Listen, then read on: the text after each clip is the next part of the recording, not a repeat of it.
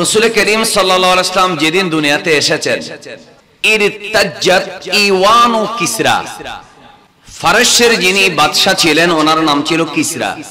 রাসূল করিম সাল্লাল্লাহু আলাইহি ওয়াসাল্লাম মাত্র এই রাতে, এটা মানে মনে করেন সিনারি আপনি কল্পনা করেন, এইটা রাত, এই রাত এটা শেষ হলে যখন সুবহে সাদিকের সময় হবে, ফজরের সময় হবে, তখন আমার নবী আসবেন। এই যে সময়ে আপনারা বসেছেন, জাস্ট এই সময়ে মা আমেনার কামরায় বিবি আসিয়া এসে গেছে, জাস্ট এই সময়ে হযরতে মরিয়ম আলাইহিস সালাম বেহেশত থেকে এসে গেছে, জাস্ট এই সময়ে জান্নাত থেকে হাজার হাজার হুর মা আমেনা রাদিয়াল্লাহু তাআলা আনহার মাথায়, কপালে, হাতে পায়ে চুমা দিচ্ছে। একটু মহব্বতে বলেন না সুবহানাল্লাহ। তো রাসূল করিম সাল্লাল্লাহু আলাইহি ওয়াসাল্লাম যখন দুনিয়াতে আসলেন, মা আমেনা রাদিয়াল্লাহু তাআলা আনহার গর্ভ থেকে দুনিয়াতে কদম রাখলেন।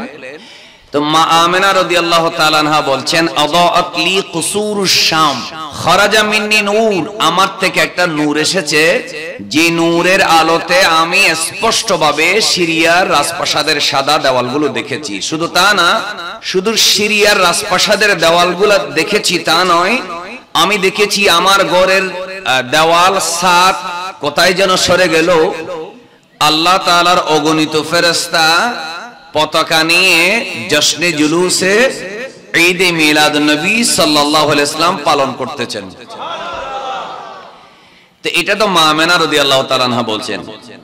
তো পরবর্তীতে পারস্য থেকে কিসরার যেটা রাজধানী, সেখান থেকে মানুষ মক্কায় এসেছে, রোম সম্রাট কাইসারের সেখান থেকে মানুষ মক্কায় এসেছে, ধীরে ধীরে চতুর্দিকে ছড়িয়ে গেল।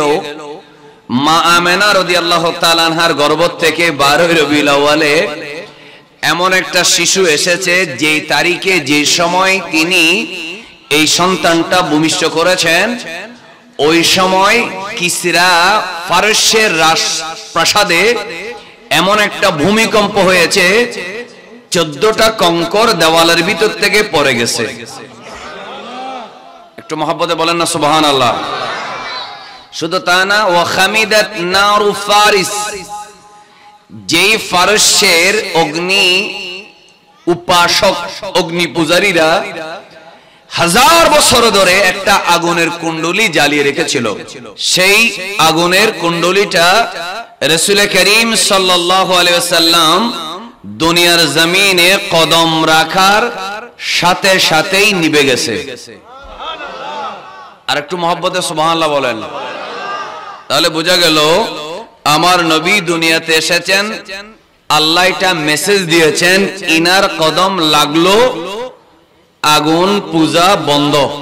বলেন না, আগুন পূজা। ইনার কদম জমিনে লাগলো, সাথে সাথে কিসরার রাজপ্রাসাদের 14টা ইট পড়ে যাওয়া। তার মানে হলো এখন আর কোন দুনিয়া রাজা বাদশার ক্ষমতা চলবে না, এখন থেকে চলবে আল্লাহ তাআলার বাদশাহী। আর দুনিয়ার জমিনে যাকে আমি আল্লাহ বাদশাহ, শাহানশাহ হিসেবে পাঠিয়েছি, তিনি হচ্ছেন আমার নবী রাহমাতুল লিল আলামিন মুহাম্মদুর রাসূলুল্লাহ সাল্লাল্লাহু আলাইহি ওয়াসাল্লাম। একবার মহব্বতে বলেন মারহাবা। বলেন আমার নবী যে বাদশাহ, এই বিষয়ে কারো কোনো সন্দেহ আছে? এই জিনিসটা মাথায় রাখেন। তো রাসূল করিম সাল্লাল্লাহু আলাইহি ওয়াসাল্লাম তিনি মদিনা মুনাওয়ারায় একটা রাষ্ট্রের, ইসলামী রাষ্ট্র গঠন করে সেখানে রাষ্ট্রপ্রধান হয়েছেন। পৃথিবীতে কয়েকজন মানুষ সারা পৃথিবীর সমস্ত মানুষের উপরে রাজত্ব করেছেন। এদের মধ্যে একজন হচ্ছেন হযরতে সুলাইমান আলাইহিস সালাম। সুবহানাল্লাহ বলেন। তে সুলাইমান আলাইহিস সালামের হাফেজ ইবনুল জৌজির একটা কিতাবে দেখলাম, এবং এটা ইয়াতেও আছে, আপনার আল মাওয়াহিবুল লাদুনিয়াতে ইমাম শিহাবুদ্দিন কুস্তুলানিও বর্ণনা করেছেন। বিভিন্ন কিতাবে পাচ্ছি সুলাইমান আলাইহিস সালাম যে আংটিটা উনি ব্যবহার করতেন, সারা পৃথিবীতে শুধু মানুষ না, জিন জাতির উপরে তিনি ক্ষমতা চালাতেন। জিনারা ওনার হুকুমে, বাতাস ওনার হুকুমে চলতো। ওনার সিংহাসনকে, ওনার সভাসদ একা একা না, সবাইকে নিয়ে শত শত মাইল, হাজার হাজার মাইল দূরে উড়িয়ে বিমানের মতো নিয়ে যেত। সেই সুলাইমান আলাইহিস সালাম হাতে যে আংটিটা ব্যবহার করতেন, সে আংটির মধ্যে লেখা ছিল আর কিছু না, লা ইলাহা ইল্লাল্লাহু মুহাম্মাদুর রাসূলুল্লাহ সাল্লাল্লাহু আলাইহি ওয়াসাল্লাম। একটু মহব্বতে বলবেন না সুবহানাল্লাহ।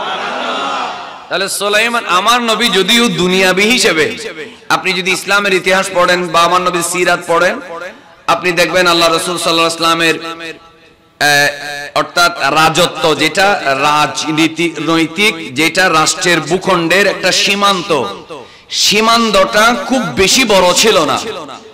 কিন্তু আমার নবী আসমান, জমিন, আরশ, কুরসি, লৌহ কলম, চন্দ্র, সূর্য, গৃহ, বৃক্ষলতা, সাগর, মহাসাগর, সমস্ত সৃষ্টির জন্য আমার নবী হচ্ছেন, জোরে বলেন না, রাহমাতাল লিল আলামিন। যদিও বাহ্যিক দৃষ্টিতে রাষ্ট্রের সীমান্ত হিসেবে মদিনা মুনাওয়ারার বা মক্কা সহ পরবর্তীতে এড হওয়ার পরে রাষ্ট্রের সীমান্তটা বেশি বড় না হলেও, কিন্তু আমার নবীর সমস্ত জাহানের রহমত এখনো আমরা ঘাগরা কুলে যারা নিঃশ্বাস নিচ্ছি এবং ফেলতেছি, আমরা যারা দরুদ শরীফ পড়ছি, কিছুক্ষণ পরপর কলবের ভিতর থেকে সুবহানাল্লাহর আওয়াজ দিচ্ছি, আমাদের বিশ্বাস হলো আমাদের জান ও ঈমানের মূল মুহাম্মাদুর রাসূলুল্লাহ সাল্লাল্লাহু আলাইহি ওয়াসাল্লাম। আরো একবার বলবেন না সুবহানাল্লাহ? কি কারো কোনো সন্দেহ আছে?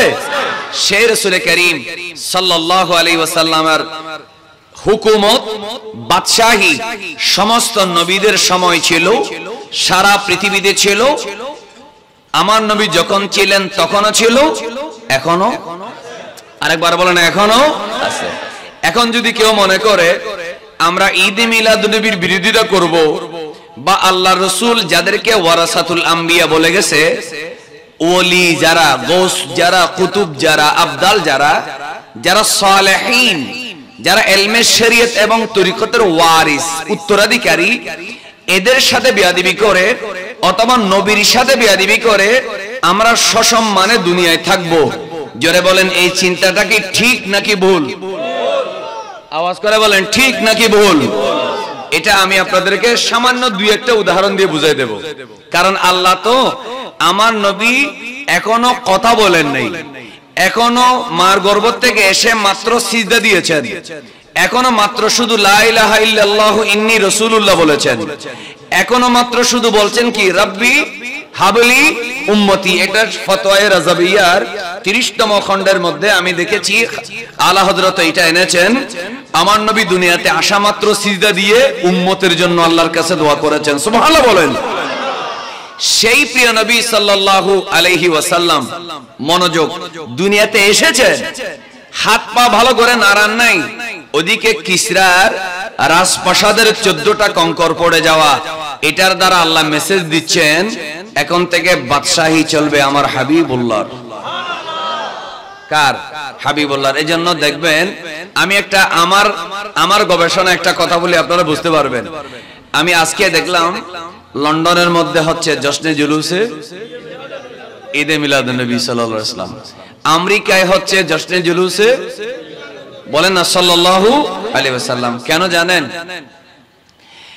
এরা বলবে না, জিজ্ঞেস করলে বলবে না, এটা আমার একটা ধারণা।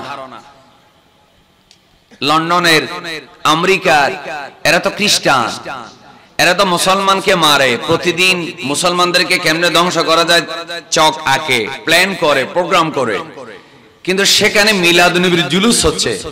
তাও লন্ডনের অধিবাসীরা যারা সিলেট থেকে বা বিভিন্ন অঞ্চল থেকে, পাকিস্তান থেকে, ভারত থেকে গিয়েছেন, অথবা ব্রিটেনের স্থায়ী নাগরিক যারা একেবারে এলিট শ্রেণীর মানুষ, নাগরিক, তারাই সেখানে জশ্নে জুলুস করতেছেন।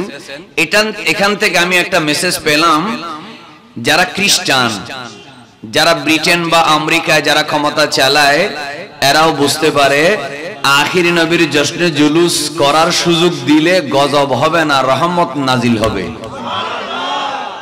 এই বিশ্বাস এদের ভিতরেও আছে না নেই? আওয়াজ করে বলেন, আছে না নেই? অথচ তার চাইতে আরেকটু নিকৃষ্ট হলো কারা? যারা মুসলমান নামদারি, যারা বলতেছে আমরা যদি ক্ষমতায় আসতে পারি কোনো বেদাত থাকবে না, জুলুস থাকবে না। আরেকটু নাউজুবিল্লাহ জোরে বলেন। বলুন আসমান এবং জমিন সমস্ত কিছুর মালিকানা হাকিকি মালিক আল্লাহ, কিন্তু আমার নবীর হাতে মালিকানার চাবি আছে না নাই? কারণ মা আমেনা রাদিয়াল্লাহু তাআলা আনহা তিনি নিজেই বলেছেন, আমি আমার সন্তানের হাতে দুনিয়াতে আসার সাথে সাথে চাবি দেখেছি। কি দেখেছি? চাবি দেখেছি।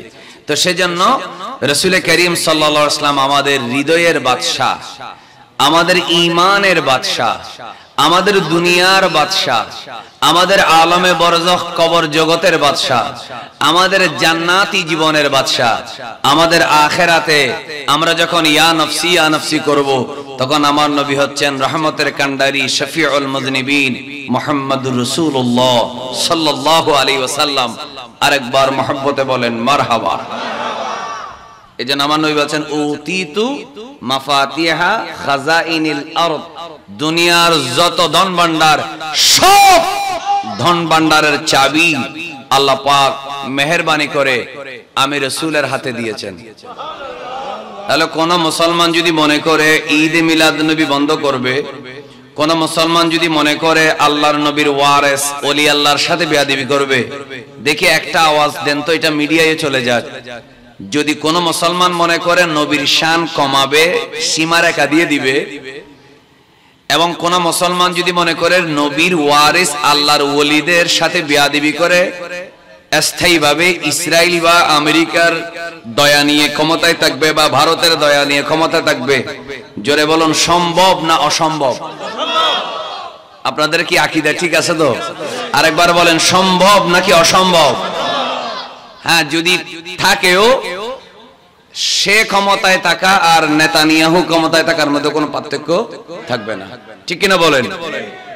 এজন্য আমরা যারা আজকে মাহফিলে বসেছি, আমরা একটা আকীদা ঠিক করব এবং এটা আমাদের যুব সমাজকে মেসেজটা দিব, এবং এই মেসেজটা যারা উপদেষ্টা পরিষদ আছে তাদেরকে দেব, যারা ছাত্র আছে তাদেরকে দেব, যারা বৈষম্য বিরোধী ছাত্র আন্দোলন করেছে তাদেরকে দেব, যারা ক্ষমতায় ছিলেন তাদেরকে মেসেজটা দিব, এবং যারা ক্ষমতায় আসার স্বপ্ন দেখছেন তাদেরকেও বলবো, বাংলার জমিনে যদি ক্ষমতায় থাকতে হয় আর থাকার পরে সসম্মানে যদি কবরে যেতে হয়, জোরে বলুন আল্লাহর নবী এবং ওলিদের সাথে বেয়াদবি করা যাবে? এই মেসেজটা আপনারা সবাই মানেন? বলেন এই কথাটা আপনারা মানেন? আল্লাহ সবাইকে বুঝার মানার তৌফিক দেখ, আমিন বলেন। আমি সূরা আলে ইমরানের 26 নম্বর আয়াত তেলাওয়াত করেছি, অনুবাদ বলেছি। এবার একটা ছোট্ট ঘটনা শুনুন। আল্লাহ রাসূল সাল্লাল্লাহু আলাইহি ওয়াসাল্লামের সাহাবী আছেন আব্দুল্লাহ ইবনে হুযাফা আস-সাহামী রাদিয়াল্লাহু তাআলা আনহু। একটু মহব্বতের আওয়াজে বলেন মারহাবা। তো আব্দুল্লাহ ইবনে হুযাফা আস-সাহামী রাদিয়াল্লাহু তাআলা রাসূল করিম সাল্লাল্লাহু আলাইহি ওয়াসাল্লাম 6ষ্ঠ হিজরিতে, কি সবার কি মনোযোগ আছে? ডানে বামে দেখবেন না, আমি বলছি এই বছর অল্প করব কারণ জুলুসের রাত পড়ে গেছে। যদি এটা একদিন পরে চাঁদ উঠতো তাহলে একদিন পরে জুলুস হইতো, এই জন্য আপনারা আমাকে আবার রাগটা করিয়েন না। তো আব্দুল্লাহ ইবনে হুযাফা তিনি রাসূল করিম সাল্লাল্লাহু আলাইহি ওয়াসাল্লামের সাহাবী। 6ষ্ঠ হিজরিতে আমার নবী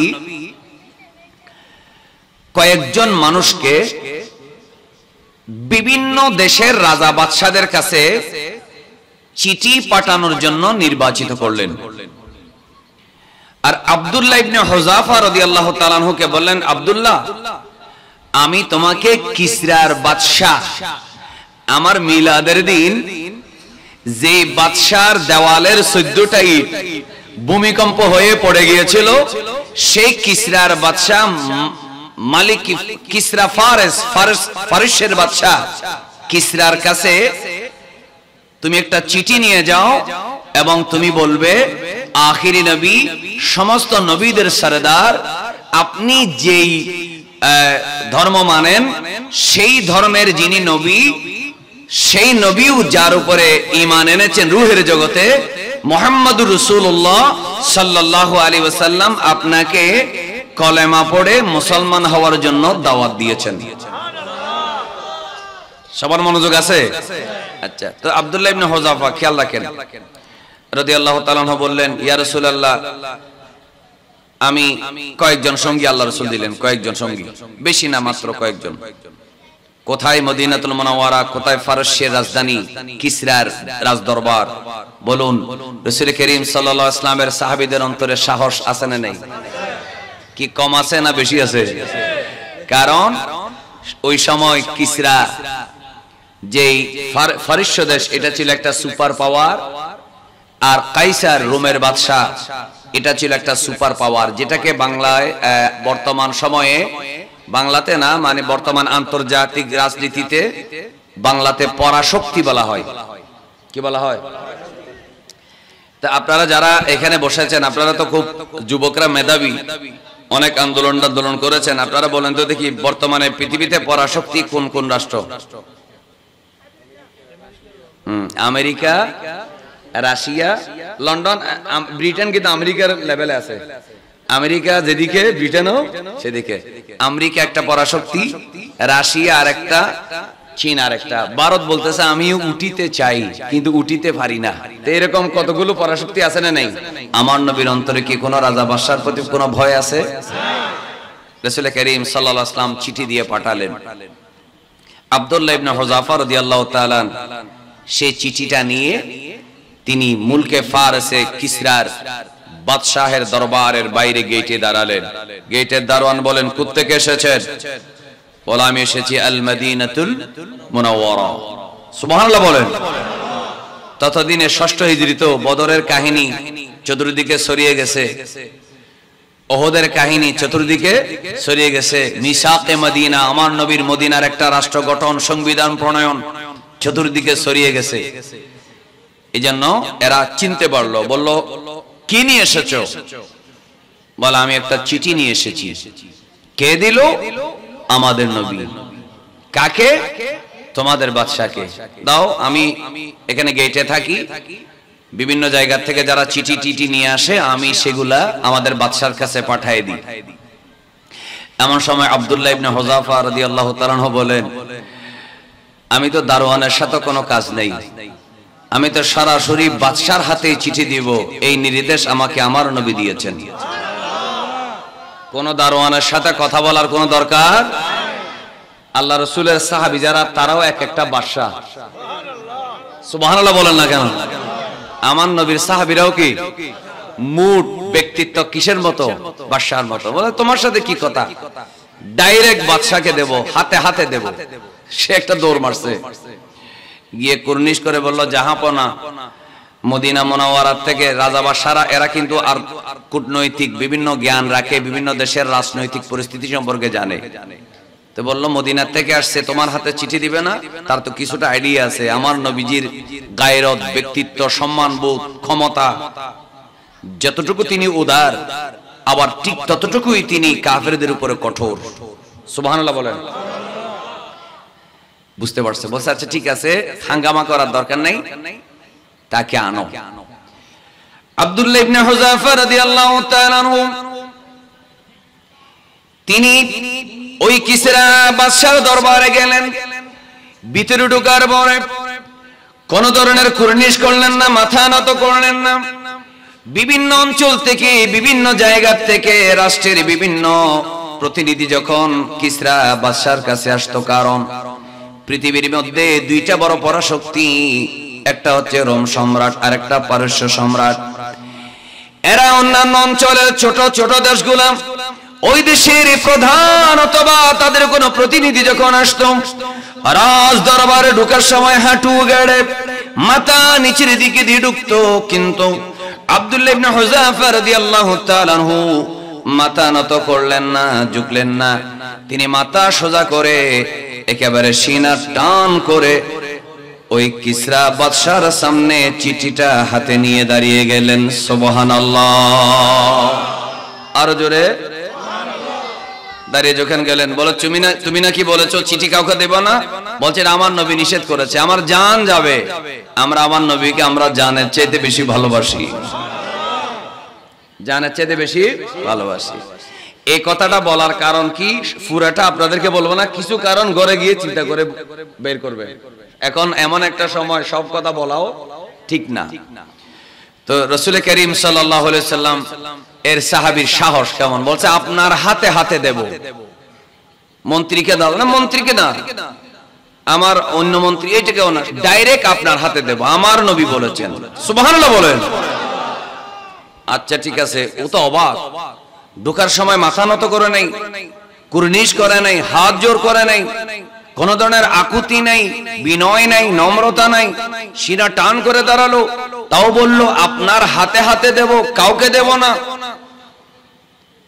প্রথম ধাক্কাটা কে ফেললো? রাজনীতির, কূটনীতির, আন্তর্জাতিক যেটা রাজনীতি তার সেটার এটা একটা নিয়ম। আল্লাহ রাসূল আমাদের মুসলমানদেরকে শিক্ষা দিচ্ছেন। আপনি যদি বলেন আপনারা যা বলেন যাহাব না, আমরা সেইভাবে করিতে বাধ্য থাকিব, তাহলে দেখবেন কতক্ষণ ভারতে ফিটাবে, কতক্ষণ আমেরিকায় ফিটাবে। সিনা টান করে যখন দাঁড়াবেন বলবেন যে নিশ্চয় এদের সাথে কিছু আছে। আরে বেটা, কিছু না থাকলেও আমাদের সাথে আল্লাহ এবং রাসূল তো আছে। বলেন মাথা নত করার কোন সুযোগ? আওয়াজ করে বলেন মাথা নত করা যাবে? এটা মাথায় রাখতে হবে। এটা কি রাখতে হবে মাথায়? অতিরিক্ত বড় রাষ্ট্র, তার সামনে মাথা ঝুঁকাইতে ঝুঁকাইতে নিজেরা বেইজ্জত করছে। এখন যারা আসছে এরাও যদি আবার অন্যদিকে মাথা ঝুঁকায়, এরাও বেইজ্জত হবে। জোরে বলেন ঠিক না? আমরা মাথা ঝুঁকাই আল্লাহর সামনে, আর আমরা বিনয়ের মাথা ঝুঁকাই আমার দয়াল নবীর সামনে। বলেন আমরা কোন পরাশক্তির কাছে মাথা ঝুঁকাতে পারি না। এটা মাথায় রাখবে যুবকরা। এটা হইতে পারে তোমাদের জন্য রাষ্ট্রবিজ্ঞানের একটা ক্লাস আজকের। একটু জোরে বলেন না ইনশাআল্লাহ? আওয়াজটা জোরে হোক, বলেন ইনশাআল্লাহ। কিসরা বাদশা বলল ঠিক আছে চিঠিটা আমাকে দাও। চিঠি এভাবে নিল, নেওয়ার পরে প্রথমেই দেখলো মিন মুহাম্মাদির রাসূলিল্লাহ সাল্লাল্লাহু আলাইহি ওয়াসাল্লাম। বলেন না সাল্লাল্লাহু। মিন মুহাম্মাদির রাসূলিল্লাহ সাল্লাল্লাহু আলাইহি ওয়াসাল্লাম ইলা কিসরা আযীমি ফারিস আসসালামু আলা মান ইত্তাবাআল হুদা। প্রথমে আমার নবী বললেন মুহাম্মাদুর রাসূলুল্লাহ সাল্লাল্লাহু আলাইহি ওয়াসাল্লামের পক্ষ থেকে কিসরা ফারসির বাদশা কিসরার কাছে এই চিঠি দেওয়া হলো। আর যারা হেদায়েতের রাস্তায় এসেছে আমি শুধুমাত্র তাদেরকেই সালাম দিলাম। আসসালামু আলা মান ইত্তাবাল হুদা। তাহলে কাফের যারা আছে তারা সালাম পাইলো না? একটু মুহাব্বতে সুবহানাল্লাহ বলেন না। তারা সালাম পাইলো না। ব্যক্তিত্ব, ইসলামের যেটা আত্মসম্মান বোধ, যেটা মর্যাদা বোধ, রাজনীতিবিদ নেতাদেরকে আমার নবী মদিনা মুনাওয়ারা থেকে শিক্ষা দিচ্ছেন। আরো জোরে বলেন না সুবহানাল্লাহ। দেখলো, যেই দেখলো মিন মুহাম্মাদির রাসূলিল্লাহ মুহাম্মদ সাল্লাল্লাহু আলাইহি ওয়াসাল্লাম, কিছুটা আইডিয়া আছে তো, রাজা বাদশা তো। তারপরে দেখতেছি ইলা আযীমি ফার ইলা কিসরা আযীমি ফারিস। শাস্ত্রজি হইল কিরি, এতদিন আমার কাছে কেউ যদি চিঠি দেয় প্রথমে উপরে আমার নাম লিখে ইলা আযীমি ফারিস কিসরা, ইলা কিসরা আযীমি ফারিস, আগে আমার নাম, এরপরে নিচে লেখে মিন অমুক, মিনাল ইয়ামান, মিনাশ শাম, মিনাল ইরাক। কিন্তু এখানে দেখলাম আমার নাম পড়ে যিনি চিঠি পাঠালেন ছোট্ট একটা মদিনা, ছোট্ট একটা খেজুরের বাগান, চতুর্দিকে মরুভূমি, এই ছোট্ট একটা অঞ্চলের যিনি প্রধান, ওনার এমন দাপট, এমন ক্ষমতা, এমন অহংকার, উনি নিজের নাম আগে দিলেন, আমার নাম পরে দিলেন। এটা তো মেনে নেওয়া যায় না। এরপরে কি লিখছে, তুমি ইসলাম ধর্ম গ্রহণ করো, তুমি অন্য ধর্ম ছাড়ো, শিরিক ছাড়ো, মূর্তি পূজা ছাড়ো, ঈসা ইসলামকে আল্লাহর ছেলে বলা বন্ধ করো, অথবা ইহুদি হলে মুসা উজাইর আলাইহিস সালামকে আল্লাহর ছেলে বলা বন্ধ করো। এগুলো তো নিচে আছে। এগুলো পড়ার আগে 3 লাইন মাত্র, মিন মুহাম্মাদির রাসূলিল্লাহ সাল্লাল্লাহু আলাইহি ওয়াসাল্লাম ইলা কিসরা আযীমি ফারিস আসসালামু আলা মান ইত্তাবাল হুদা, এই 3 লাইন পরে তার মাথা একেবারে গরম হয়ে গেছে। আস্তে করে এইভাবে টান দিয়ে চিঠিটা ছিঁড়তেছে, এক ছিঁড়া না, টুকরা টুকরা টুকরা করে ছিঁড়লো। ছিঁড়ার পরে বলল কেমন সাহস, আমার নাম পরে দিল, তার নাম আগে দিল, ছোট্ট একটা অঞ্চলের বাদশা, খবরদার, তার চিঠি পড়ারও আমার দরকার নেই, এই যে চিঠি নিয়ে আসছে তাকে বের করে দাও। রাগ করে।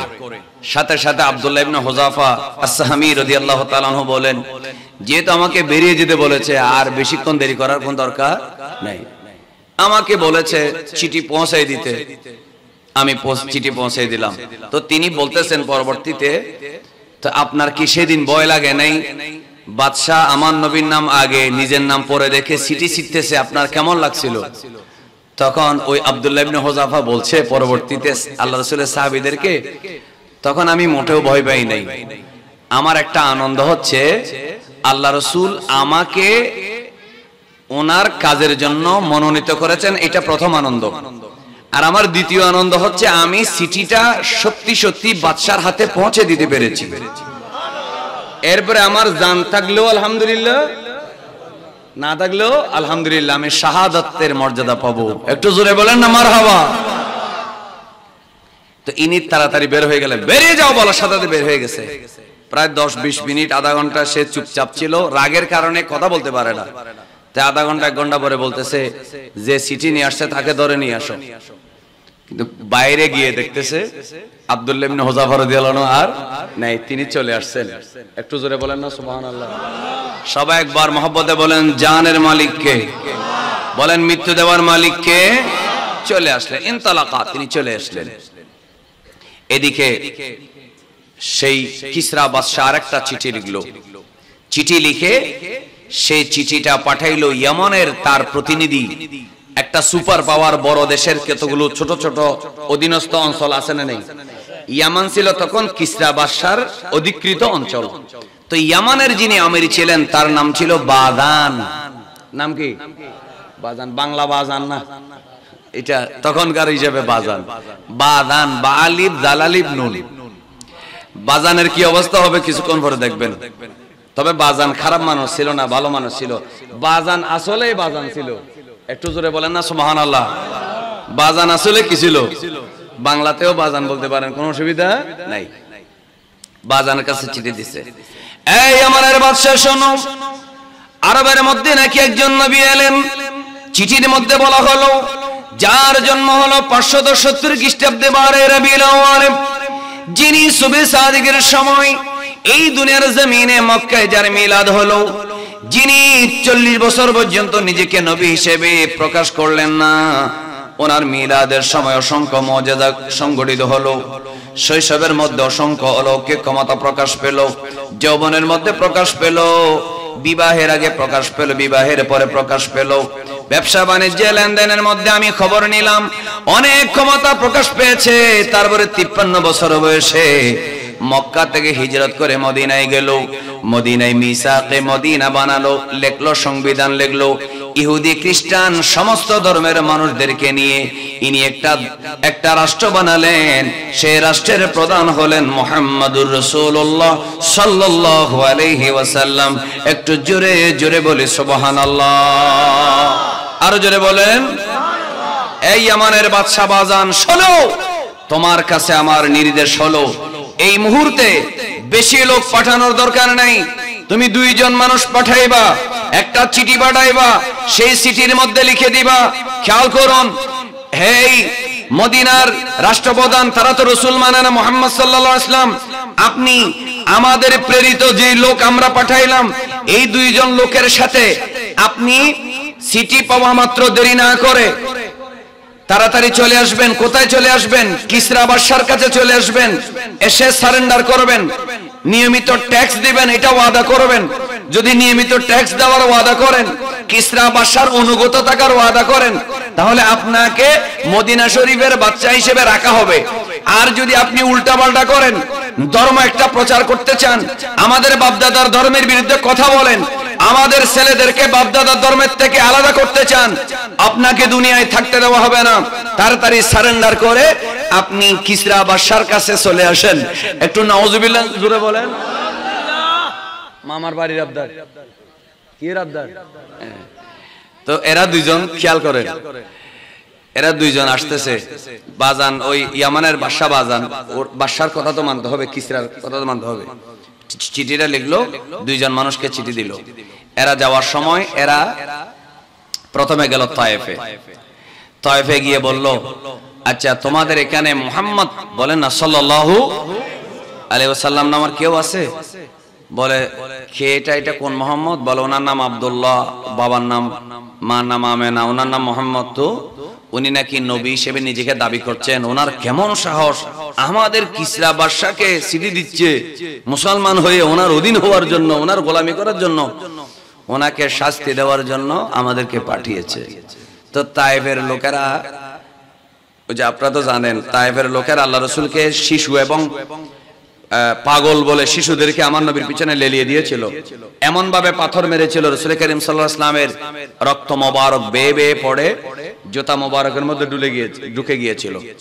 সেই তায়েফের লোকেরা হঠাৎ করে এদেরকে দেখে মিছিল করা শুরু করে দিয়েছে। বলছে কি, চলো চলো দেখো, আমরা তো এতদিন ওকে কিছু করতে পারি নাই, ও তো মক্কা থেকে মদিনায় পালিয়ে গেছে, চলে গেছে, সেখানে রাষ্ট্র বানাইছে, এখন কিসরা বাদশা তাকে পাইছে, এখন তাকে শেষ করে দিবে। একটু নাউজুবিল্লাহ জোরে বলেন। বলো ঘটনা কি? বলো ঘটনা হচ্ছে তিনি মক্কায় জন্ম হলেও এখন মক্কায় নাই, এখন আছে কোথায়? তো তায়েফের লোকেরা তাড়াতাড়ি মক্কায় গেছে। মক্কায় গিয়ে বলতেছে তোমাদের চিন্তা নাই, তোমরা তো বদরের ময়দানে মাইর খাইছো, এমন সাইজ করেছে মুসলমানরা তোমাদেরকে, তোমরা আর কোনোদিন সোজা হয়ে দাঁড়াতে পারবে না, কিন্তু তোমাদের টেনশন নাই, এখন আর তোমাদের যুদ্ধ করতে হবে না, কিসরা বাদশা মুহাম্মাদুর রাসূলুল্লাহ সাল্লাল্লাহু আলাইহি ওয়াসাল্লামকে শেষ করে দিবে। মক্কার লোকেরা কি খুশি বলুন? রাসূলের অপমানে খুশি হয় কারা? মুসলমান না কাফের? আর রাসূল আসলে নাকশ হয় কারা? বলেন না কারা? কাফেররা। রাসূল আসলে নাকশ হয় শয়তান কাফের, আর রাসূল আসলে খুশি হয় কারা? ঈমানদার। একটু মহব্বতের আওয়াজে বলেন না সুবহানাল্লাহ। এজন্য আমাদের আলা হযরত বলেছেন বড় চমৎকার করে, ঈদে মিলাদুন্নবী হচ্ছে আমরা যারা পাপী গুনাহগার আছি আমাদের আনন্দের ঈদ। সুবহানাল্লাহ। গুনাহ মাফ করানোর জন্য ঈদে মিলাদুন্নবী দরকার আছে না নেই? जुमाए मक्का तो ईद अहले इबादत के लिए, मुजरिमों आओ यहाँ, मुजरिमों आओ यहाँ, ईद दुशंबा देखो अल्लाहुम्मा जुरे मौलाना मुहम्मद वाला आले।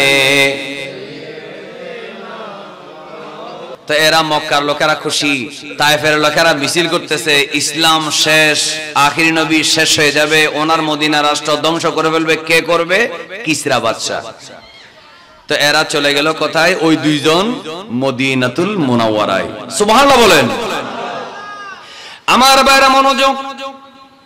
ওই ইয়ামানের বাদশার দুইজন প্রতিনিধি মদিনা মুনাওয়ারায় গেল। মদিনা মুনাওয়ারার গলিতে যখন ঢুকলো, এরা দুজন বলে মুহাম্মদ সাল্লাল্লাহু আলাইহি ওয়াসাল্লাম কোথায়? সবাই মুস্কি মুস্কি হাসে, সবাই পাগলের মতো তাদের দিকে দেখে, এরা কি পাগল নাকি? কি বলে এরা? কি বলে? বলে মুহাম্মদ সাল্লাল্লাহু আলাইহি ওয়াসাল্লাম কোথায়? বলে ওই দিকে যেতে থাকো, সোজা যেতে থাকো। যেতে যেতে মদিনাতুল মুনাওয়ারা আমার নবীর মসজিদে নববীর কাছাকাছি গেল। যাওয়ার পরে আমার নবীর সাহাবায়ে কেরামদেরকে বলল মুহাম্মদ সাল্লাল্লাহু আলাইহি ওয়াসাল্লাম কোথায় বলো। তখন সাহাবায়ে কেরাম বললেন কি খবর? আসল খবরটা বলে দাও।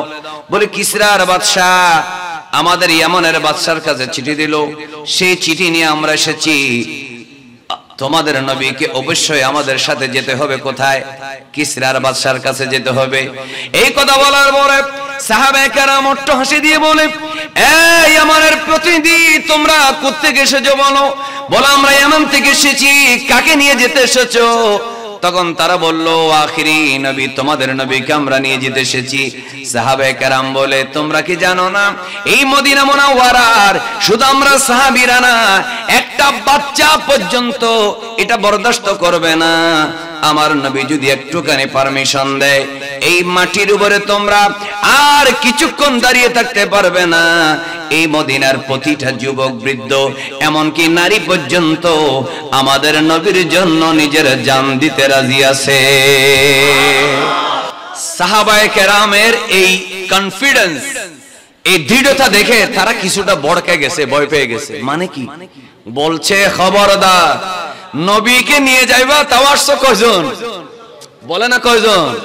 মক্কার লোকেরা 1000-এর বেশি মানুষ নিয়ে আসছিল, আমরা 313 জন ছিলাম।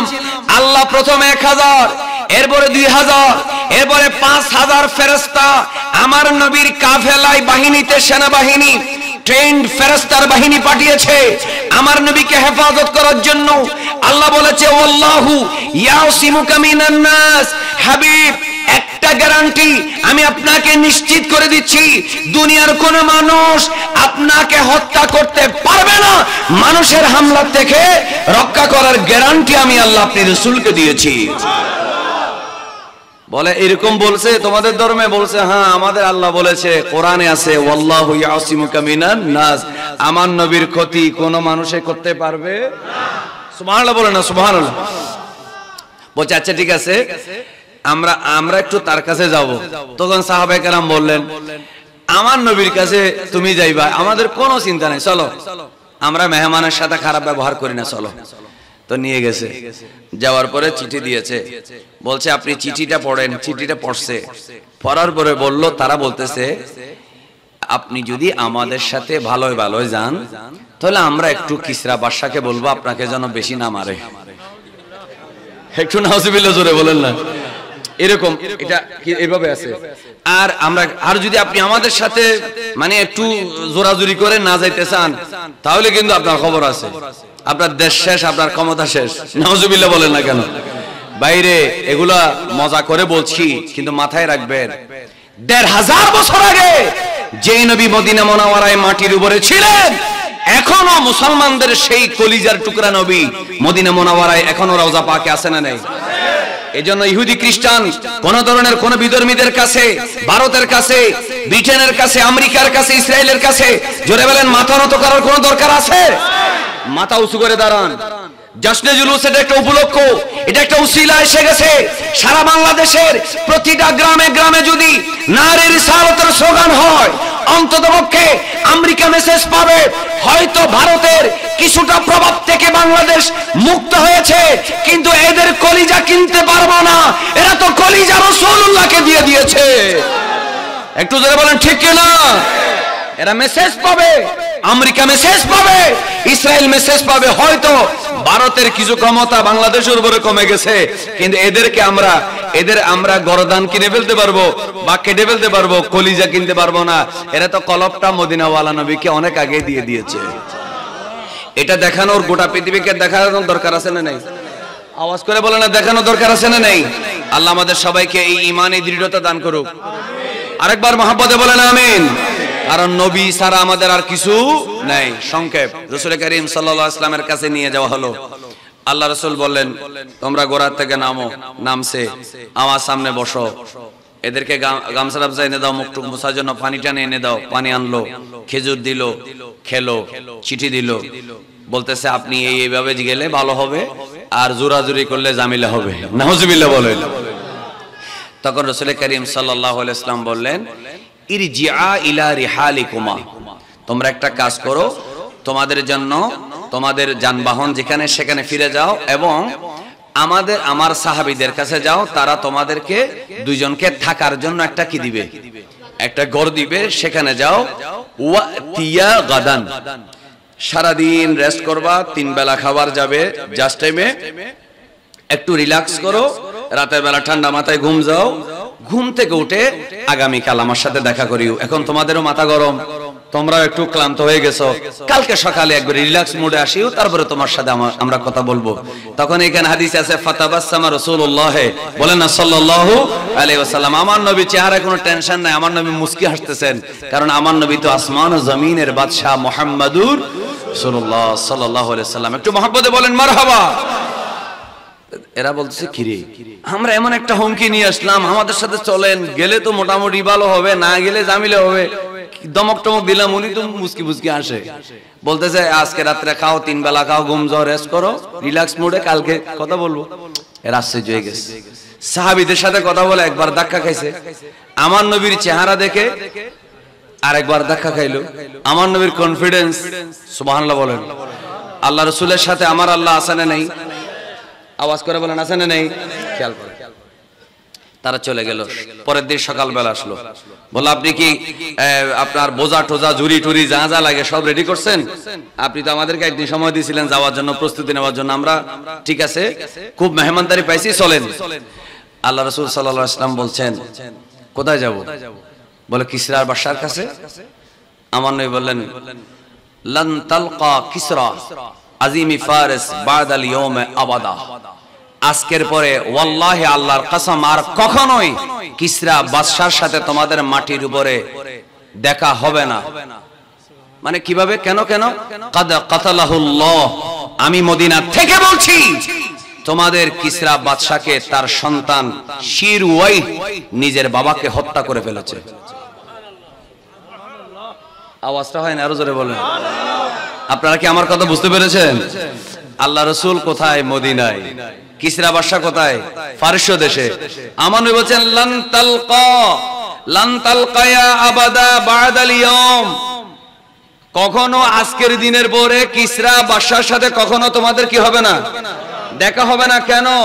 আমি বলছি মদিনা থেকে কাদ কাতালাহুল্লাহ, আল্লাহ তাকে হত্যা করেছে। শুধু তা না, তার নিজের সন্তান শিরওয়াই, সে তার বাবাকে হত্যা করেছে। কিসরা বাদশাহ জালেমের থেকে আল্লাহ বাংলা পৃথিবীর মুসলমানদেরকে রক্ষা করেছে। একটু মহব্বতের আওয়াজে বলেন না সুবহানাল্লাহ। ও এর আগে একটা কথা আছে, যখন ওই আব্দুল্লাহ ইবনে হুযাফা আস-সাহামী এসে বলল ইয়া রাসূলুল্লাহ আপনার চিঠি ছিঁড়ে ফেলেছে, তখন আমার নবী একটা বদদুয়া মুখ থেকে বেরিয়ে গিয়েছিল, মাজ্জাকাল্লাহু মুলকাহু, যেইভাবে আমার হাতের লেখা চিঠি সে ছিঁড়েছে সেইভাবে আল্লাহ তার বাদশাহীকে, রাজত্বকে টুকরা টুকরা করে দিক। একটু জোরে বলবেন না সুবহানাল্লাহ। বলেন আমার নবীর দোয়া কবুল হওয়ার গ্যারান্টি আছে? আমার বাবা মনোযোগ। কিসরা বাদশা মারা গেল। কিসরা বাদশা দুনিয়ার জমিনে আর নাই। কার কাছে নিয়ে যাওয়ার জন্য আমাকে হুমকি দিচ্ছ, ধমক দিচ্ছ? কার কাছে সারেন্ডার করার জন্য আমাকে নিয়ে যাচ্ছ? তোমরা কি জানো না কিসরা বাদশা আর নাই এই দুনিয়ার জমিনে? আর কখনো কিসরার সাথে তোমাদের দেখা হবে না। এই কথা যখন আল্লাহ রাসূল সাল্লাল্লাহু আলাইহি ওয়াসাল্লাম বললেন, এরা তো বিশ্বাস করতে পারে না। ইনি হচ্ছেন মরুভূমি, তখন টেলিফোন নাই, মোবাইল নাই, ইন্টারনেট নাই, টিভি নাই। আসেনি? একটু জোরে বলেন আসেনি? শুধু তা না, আমরা যত দ্রুত ইয়ামান থেকে প্রথমে তায়েফে গেলাম, তায়েফ থেকে সরাসরি মদিনায় চলে আসলাম। এত দ্রুত কোন মানুষ কিসরার রাজদরবার থেকে এসে ওনাকে খবর দেওয়া সম্ভব না। উনি কিভাবে পেলেন? এরা আশ্চর্য হয়ে গেল, একেবারে চেহারাগুলা আশ্চর্য হয়ে গেল। আল্লাহ রাসূল সাল্লাল্লাহু আলাইহি ওয়াসাল্লাম একেবারে মুস্কি এসে বললেন, এ বাজানের ইয়ামানের দুইজন প্রতিনিধি, তোমরা শোনো, আমাকে তোমরা নিয়ে যাবে ইয়ামান থেকে নিয়ে যাবে কিসরায়। কিন্তু তোমরা একটা কথা মনে রাখো রে, যেই খবর মানুষ অনেক পরে পাবে, 1 মাস পরে পাবে বা 1.5 মাস পরে পাবে অথবা 2 মাস পরে পাবে, আমি সেকেন্ডের মধ্যে সে খবর পেয়ে যায়। কারণ দূরে কাছে সবকিছু দেখার ক্ষমতা আল্লাহ আমি রাসূলুল্লাহর চোখে দিয়েছে। একটু জোরে বলেন আল্লাহু আকবার। আমার নবীর ইলমে গায়েব আছে। আলিমুল গায়বি فلا يظهر على غيبه أحدا إلا من ارتضى من رسول।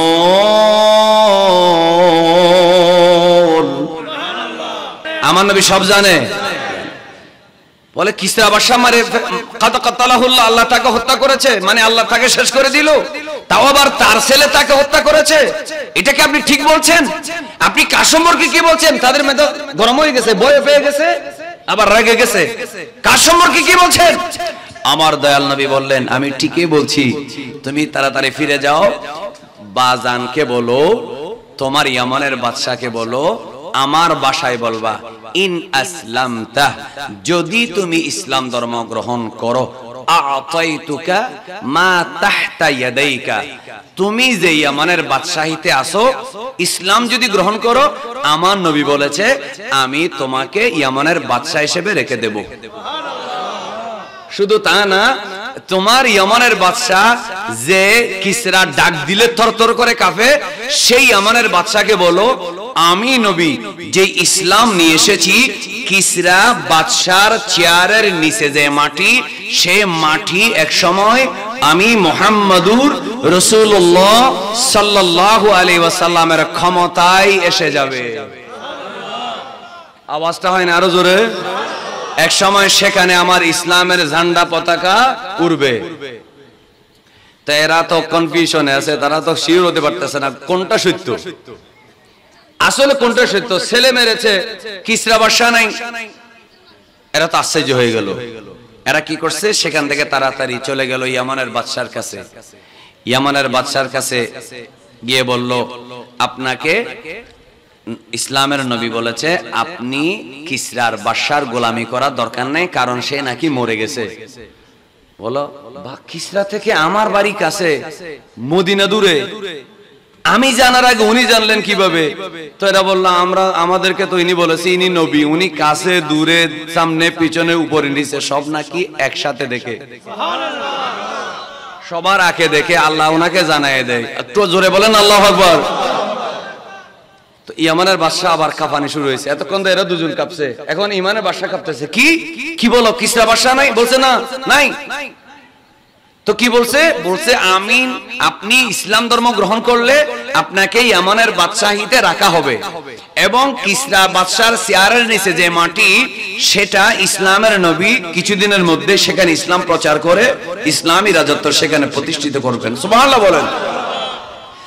তো বাজান ইয়ামানের যিনি বাদশা, তিনি বললেন যদি উনি যা বলেছেন সেটা যদি হক হয়, তাহলে এই মুহূর্তে আমি ঘোষণা দিচ্ছি লা ইলাহা ইল্লাল্লাহু মুহাম্মাদুর রাসূলুল্লাহ সাল্লাল্লাহু আলাইহি ওয়াসাল্লাম। একটু মহব্বতে বলবেন না সুবহানাল্লাহ?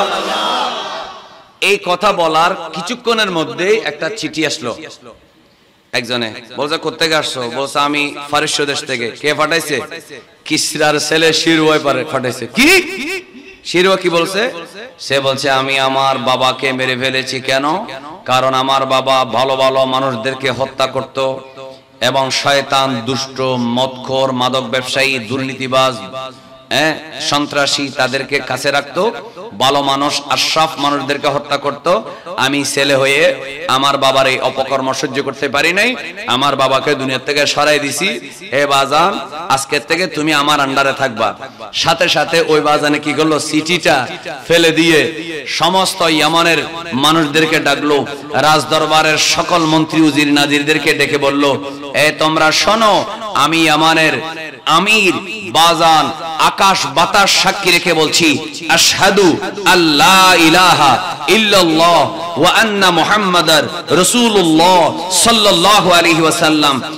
কিসরা বাদশা মারা গেল এই খবর আমার কাছে আসার আগে মদিনায় গেল, মদিনা থেকে আমার লোকেরা আমার কাছে আসলো, আসার পরে এরপরে আগে শুনলাম তাদের কাছে, পরে শুনলাম কিসরা বাদশার প্রতিনিধির কাছ থেকে। এখান থেকে আমি প্রমাণ হয়ে গেল ইনি সত্যি কোন একটা ছোট অঞ্চলে মদিনার বাদশা হতে আসেন নাই, ইনি বাদশাহী করার জন্য আসেন নাই, উনি রাষ্ট্রনায়ক হওয়ার জন্য আসেন নাই, উনি রাজনীতিবিদ হওয়ার জন্য আসেন নাই।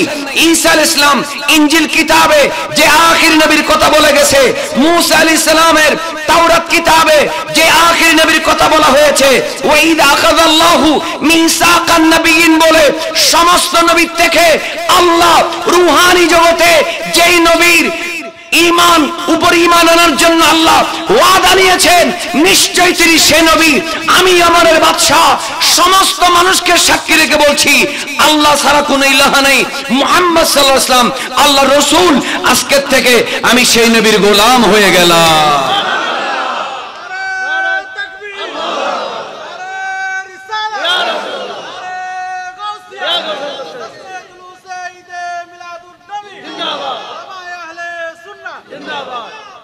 ইসলাম এমনি আসে নাই, ইসলাম কিছু মানুষের সাহসিকতা, কিছু সাহাবীর ত্যাগ আছে না নাই, কিছু সাহাবীর রক্তের বিনিময়ে এসেছে, ঠিক না? আমি কিছুদিন আগে, এই কয়েকদিন আগে ফটিকছড়ি আজাদি বাজারের কাছাকাছি একটা মসজিদের মাঠে মাহফিল ছিল, সেখানে বিষয় দেওয়া হয়েছিল বায়াত। কি দেওয়া হয়েছিল? বায়াত। তো বায়াত সম্পর্কে আলোচনা করতে গিয়ে দেখেছি আল্লাহ রাসূল সাল্লাল্লাহু আলাইহি ওয়াসাল্লাম ইসলাম ধর্ম যখন নতুন মুসলমানদেরকে মুসলমান বানাইতেন, সবাই খেয়াল করতেছেন কথা, তখন তো কলমা পড়াতেন, বলে না কি পড়াতেন? ইসলাম কি, ঈমান কি বলতেন, কালেমা, নামাজ, রোজা, হজ, যাকাত, সুবহানাল্লাহ বলে না?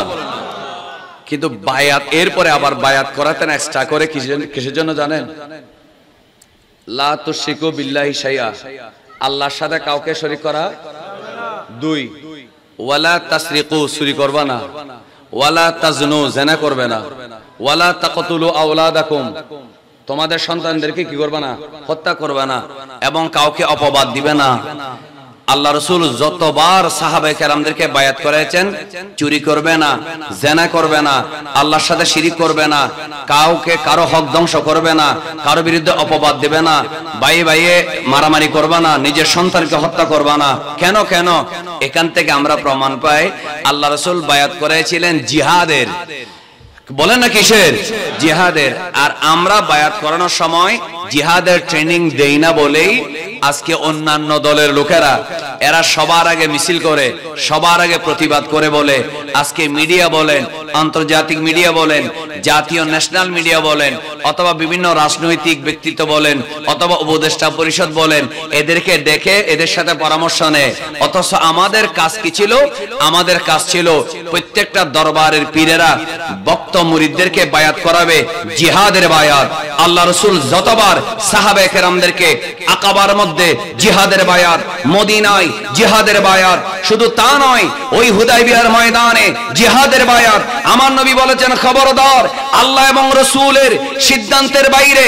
আল্লাহ রাসূল সাল্লাল্লাহু আলাইহি ওয়াসাল্লামের সাহাবী উবাদা ইবনে সামিত বলেন, বায়ানা রাসূলুল্লাহ সাল্লাল্লাহু আলাইহি ওয়াসাল্লাম, আল্লাহর রাসূলের হাতে আমরা বায়াত হয়েছি। এতটা গরু নেব, এতটা মহিষ নেব, এতটা হাদিয়া নেব, রাসূলকে দামি দামি কাপড় দেব, গাছের ফল বড়টা দেব, জমিনের ফসলগুলো দিয়ে আসবো, সেজন্য না, আমরা রাসূলের হাতে বায়াত হয়েছিলাম আলা সামঈ ওয়া তাআ। আজকের পর থেকে আমার নবী যা বলবেন আমরা তা শুনবো, ওয়া তাআ, রাসূল যা বলবেন আমরা তা মানবো। ফিল মানশাতে, সুখে থাকলেও মানবো, ওয়াল মাকরাহে, দুঃখে থাকলেও মানবো। রাসূল যদি বলে ইসলামের জন্য জান দিতে রাজি আছি, একটু জোরে বলেন না সুবহানাল্লাহ। আরো জোরে। বায়াত ছিল সেগুলো, কথা বুঝেন না? বায়াত ছিল। আর আমরা বায়াত করাচ্ছি নামাজ সালাম বুঝছো, ইনের বায়াত না হয়, ইনের তালিম হয় দে, ইনরা হন না, ইনের কি হয় দে, তারা নামাতে নামাজ পড়েন, তালিম। রোজা রাখেন, কি বায়াতে গুলো না? বায়াত হচ্ছে চুরি করবা না, ডাকাতি করবা না, আমি যা বলবো তা মানবে, ইসলাম অনুযায়ী চলবে। সুবহানাল্লাহ বলে না কেন? রাষ্ট্র চলবে কি অনুযায়ী? কোরআন সুন্নাহর আইন অনুযায়ী। কিসের আইন? কোরআন সুন্নাহর আইন। আর আমরা কি করছি? আওয়ামী লীগ ক্ষমতায় থাকলে আওয়ামী লীগের নেতারা আছে, এরা রাগ করবে, কোরআন সুন্নাহর আইনের কথা বলিয়েন না, মিডিয়া বলি যান। তারপরে বিএনপি আসলে এরা আবার কি করবে? রাগ করবে, কোরআন সুন্নাহর আইনের কথা বলিয়েন না, মিডিয়া বলি যান না। কোরআন ও সুন্নাহর আইন মানার জন্যই আলাল জিহাদে, জিহাদের বায়াতেই রাসূল করেছেন। সুবহানাল্লাহ বলেন না কেন? কিসের বায়াত? না হলে আই ওয়াজ বলে না কিসের বায়াত? চুরি করা, জিহাদ করতে, বলে না জিহাদ করতে। কি জিহাদ কি ঘরের মধ্যে? কার সাথে বাইয়ে বাইয়ে জায়গা নিয়ে জিহাদ? তোমার তো জায়গা 1 ঘন্টা বেশি গিয়ে মারি ফাটা ফেলে মিললে না? নাকি ইসলামের জন্য? কাফেরদের বিরুদ্ধে অস্ত্র ধরার জিহাদ। কাফেরদের বিরুদ্ধে কি ধরার জিহাদ? অস্ত্র ধরার জিহাদ, শাহাদাতের জিহাদ। সুখে থাকি, দুঃখে থাকি, ফিল মানশাতে ওয়াল মাকরাহে, খাবার খাইবা উপোস থাকি, পানি খাইবা না পাই, খাবার পাইবা না পাই, কাপড় থাকুক বা না থাকুক, সুখে থাকি বা দুঃখে থাকি, আলা সামঈ ওয়া তাআ, রাসূলের কথা শুনবো, মানবো। সুবহানাল্লাহ বলে না? এটাই ছিল রাসূলের বায়াত। সুবহানাল্লাহ বলবেন না? তো রাসূল করিম সাল্লাল্লাহু আলাইহি ওয়াসাল্লাম কি বিষয়ে বায়াত করেছেন? আমরা কি করতেছি? এজন্য আমাদের এখন থেকে নতুন করে সিদ্ধান্ত নিতে হবে। যদি আপনারা মনে করেন দেশ আপনারা স্বাধীন করেছেন, এটা আমি নতুন করে স্বাধীন করা বলি না, আমি বলি যে কোনো একটা সমস্যা থেকে উত্তরণ হয়েছে, একটা সমস্যার সমাধান হয়েছে, কিন্তু কোন মানুষ মৃত্যুর আগে স্বাধীন হয় না। কারণ হাদিস শরীফে আছে আদ-দুনিয়া সিজনুল মুমিন, বলেন আদ-দুনিয়া সিজনুল মুমিন, ঈমানদারের জন্য দুনিয়াটা কারাগার। তাহলে মরণের আগে ঈমানদারের কোনো স্বাধীনতা নমাতের ইতারা, মৃত্যুর আগে ঈমানদারের কোনো স্বাধীনতা। এই কথাটা আমি যেই দিন 5 আগস্ট আপনারা বলছেন স্বাধীন হয়েছে, আমিও খুশি হয়েছি, ঠিক আছে। এতগুলা মানুষকে পাখির মতো গুলি করে দিতে পারে, এতগুলা মোবাইল, এতগুলা ক্যামেরা, এতগুলা মিডিয়ার ভিতরে এইরকম ভাবে এইভাবে মানুষকে সরাসরি শুট করে দেওয়া, এটা কি কোনো সাধারণ মানুষ মানবে? কথা বলা মানবে? আমার পরিচিত, আমার সাথে সুসম্পর্ক আছে, আমার সাথে গলায় গলায় ভাব আছে এমন অসংখ্য আওয়ামী লীগের নেতা কর্মী আছে, আমাকে মহব্বত করে, আমার কথা শুনে, আমাকে এখনো দাওয়াত দেয় মাহফিলে, এখনো ফোন করে, আমার সাথে এখনো যোগাযোগ আছে। অসংখ্য আওয়ামী লীগের সরকারি দলের নেতা কর্মী আছে, কিন্তু যে দৃশ্যগুলো আমরা কয়েকদিন দেখেছি এগুলো কি মেনে নেওয়ার মতো? কথা বলে না, মেনে নেওয়ার মতো? কিন্তু আপনারা বলছেন স্বাধীন হয়েছেন, কিন্তু আমি এরপরে যেটা জুমা 2-3 দিন পরে, সেখানে আমি স্পষ্টভাবে বলেছি মুসলমান ঈমানদার একেবারে নিঃশ্বাস বের হওয়ার আগ মুহূর্তে স্বাধীনতা নাই। এই দুনিয়াটা ঈমানদারের জন্য কারাগার, ওয়া জান্নাতুল লিল কাফির, কাফেরের জন্য বেহেশত। এজন্য স্বাধীনতা সেদিন যেদিন আজরাইল আসবে, আমার নবী আপনাকে শারাবান তাহুরা পান করাবে, আর আপনি আমার নবীর চেহারা দেখে দেখে লা ইলাহা ইল্লাল্লাহু মুহাম্মাদুর রাসূলুল্লাহ সাল্লাল্লাহু আলাইহি ওয়াসাল্লাম বলবেন। সেদিনই হলো ঈমানদারের বাস্তব স্বাধীনতা। একটু মহব্বতের আওয়াজে বলেন না সুবহানাল্লাহ।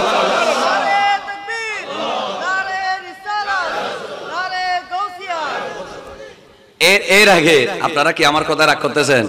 অন্যান্য বছরের চাইতে এই বছর আলোচনা একটু ডিফারেন্ট হচ্ছে, আমি বুঝতে পারছি। কারণ শীতকালে তো আর গরমের ওয়াজ করলে হবে না, আর বছর গড়ি দিয়ে শীতকালে কি ওয়াজ, এই যার হারণে ওই তারা অর্ডার গিয়ে গই আর এই যুগাগ্রা করল।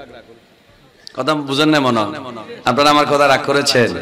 আচ্ছা যাক, আল্লাহ সবাইকে বুঝার তৌফিক দেন। আওয়াজটা জোরে দেন। তো কি বললাম, রাসূল করিম সাল্লাল্লাহু আলাইহি ওয়াসাল্লাম ভয় করেন নেই। সাধারণ মানুষ একেবারে বেদুইন ওট সরায় জিন্দেগিতে কিছুই লেখাপড়া করে নাই, তাকেও আমার নবী সসম্মানে বসাইয়া কলমার দাওয়াত দিয়েছেন। আবার রাজা বাদশাদের কাছেও আল্লাহ রাসূল ইসলামের দাওয়াত দিয়েছেন। এটাই হলো ইসলাম। বলেন এটাই হলো কি ইসলাম? ঘরেও থাকবে, ইসলাম খানেকায়ও থাকবে, ইসলাম মাদ্রাসায়ও থাকবে, ইসলাম মাজারেও থাকবে। তার চাইতে বেশি গুরুত্ব দিতে হবে ইসলাম গণভবনে, বঙ্গভবনে, সংসদ ভবনে পর্যন্ত ইসলাম থাকবে, যাতে প্রতিটা রাষ্ট্রের নাগরিক ইসলামের সুফলগুলো পায়। একটু মহব্বতে বলবেন না সুবহানাল্লাহ। আমি আপনাদেরকে এখান থেকে একটা জিনিস নিয়ে সামনের দিকে যাচ্ছি। আর 10-15 মিনিট বললে অসুবিধা আছে? আপনারা রাগ করবেন নাকি? আচ্ছা, রাসূল করিম সাল্লাল্লাহু আলাইহি ওয়াসাল্লাম বদদুয়া করেছেন। বলেন আমার নবী কি করেছেন? কিসরা, শেষ বলে না কেন? কিসরা, আমার নবীর মুখ থেকে বদদুয়া বের হয়েছে। কাইসার, আরেকবার বলেন না, কাইসার। আল্লাহ রাসূল সাল্লাল্লাহু আলাইহি ওয়াসাল্লাম বদদুয়া মুখ থেকে বের হয়েছে। আল্লাহ রাসূল না সব সময় বদদুয়া করতেন না।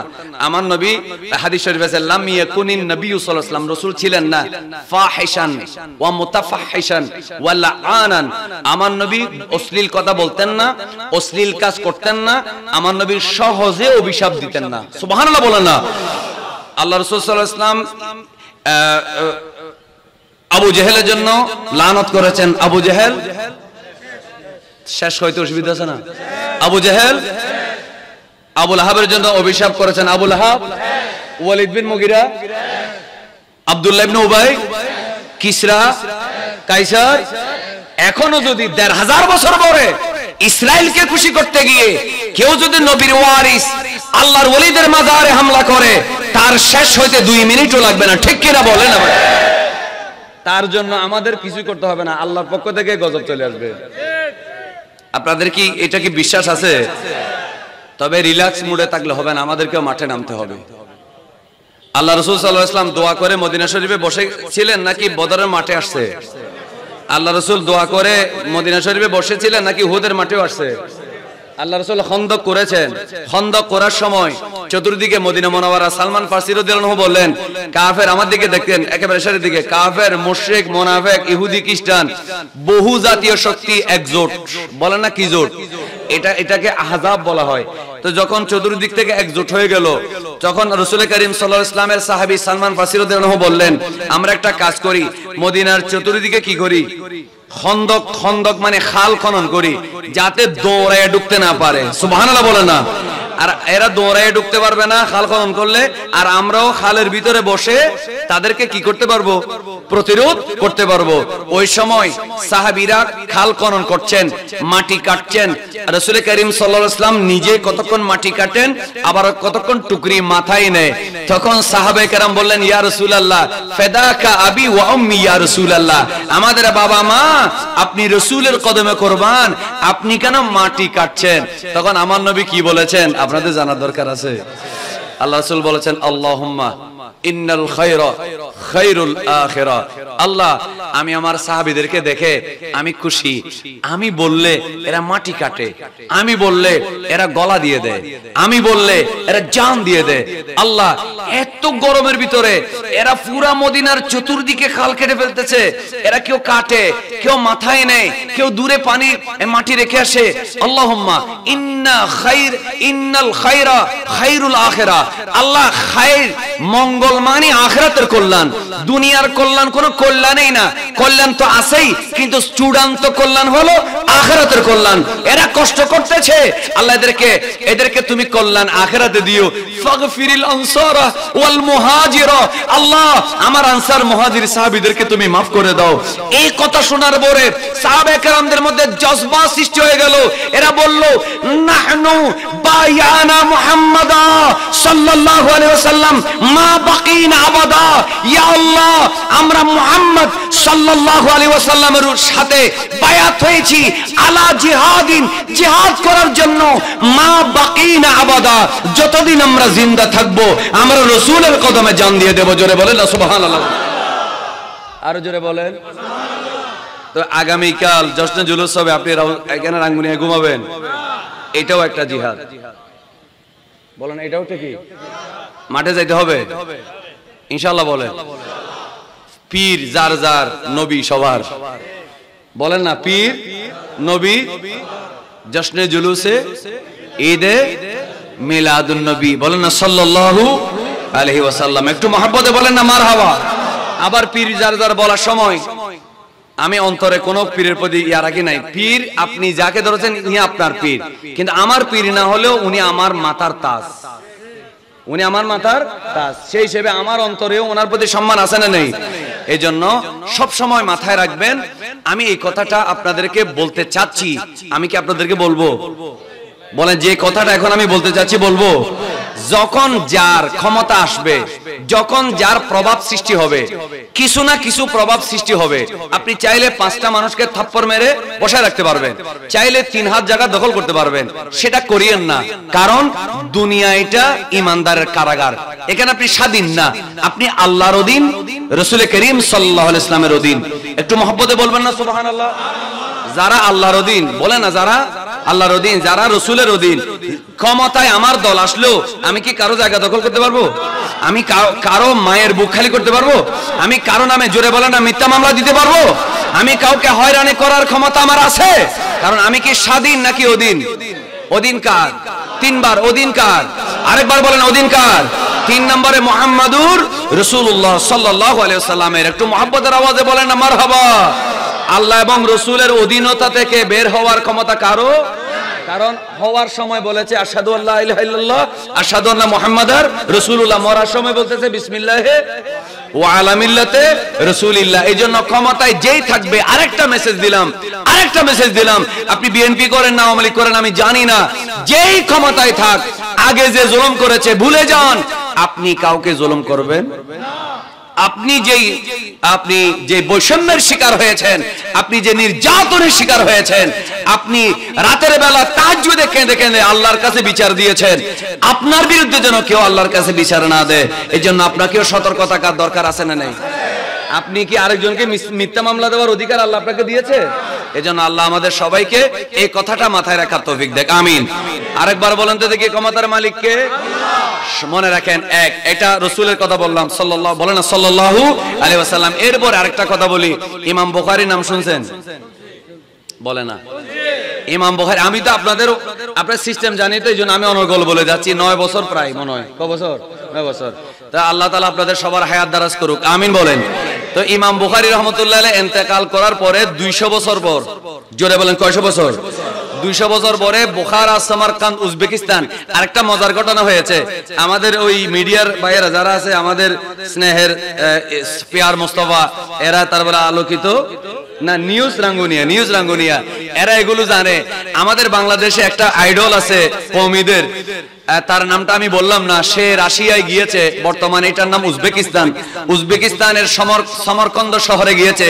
সমরকন্দে একটা মাজার আছে, সেই মাজারে যিনি আছেন ওনার নাম ইমাম আবু আব্দুল্লাহ মুহাম্মদ বিন ইসমাইল বুখারী রাহমাতুল্লাহ আলাইহি। একটু মহব্বতে বলেন না মারহাবা। তো ইসমাইল বুখারী রাহমাতুল্লাহ আলাইহির মাজারে গিয়ে সে মাজার পিছনে নিয়ে লাইভে গেছে, গিয়ে বলতেছে, এই যে আপনারা গম্বুজ দেখতে পাচ্ছেন, এই যে ভবন দেখতে পাচ্ছেন, এই ভবনের নিচে, আসমানের নিচে, জমিনের উপরে সবচেয়ে বড় মুহাদ্দিস ইমাম বুখারী শুয়ে আছে। কত সুন্দর গম্বুজওয়ালা মাজার। কিন্তু বাংলাদেশে আসার পরে বলল, এই কবরের উপরে আল্লাহর ওলি যেই হোক, এটার উপরে দেওয়াল করার, এখানে ছাদ দেওয়ার, উপরে আবার গম্বুজ করা, এটার দলিল কোথায়? এরা বলে বুখারীর দলিল দাও, মুসলিমের দলিল দাও। অথচ বাংলাদেশে এসে ইমাম বুখারী শরীফ, ইমাম মুসলিমের মুসলিম শরীফ থেকে মাজারে, ভবন নির্মাণের, গম্বুজ নির্মাণের দলিল খুঁজে, আর রাশিয়ায়, উজবেকিস্তানে গিয়ে ইমাম বুখারীর মাজার নিয়ে লাইভ করে। জোরে বলুন, এগুলা কি আইডল নাকি বাটপার? এগুলা কি মুসলমান না মুনাফিক? বাংলাদেশে যদি কবরের উপরে দেওয়াল করা, গম্বুজ করা হারাম হয়, উজবেকিস্তানে কি আরাম হয়? আচ্ছা ঠিক আছে, তোমার ক্ষমতা নাই, তুমি ভাঙতে পারো নাই, কিন্তু তুমি সেখানে ওইটা নিয়ে লাইভে কেন গেলা?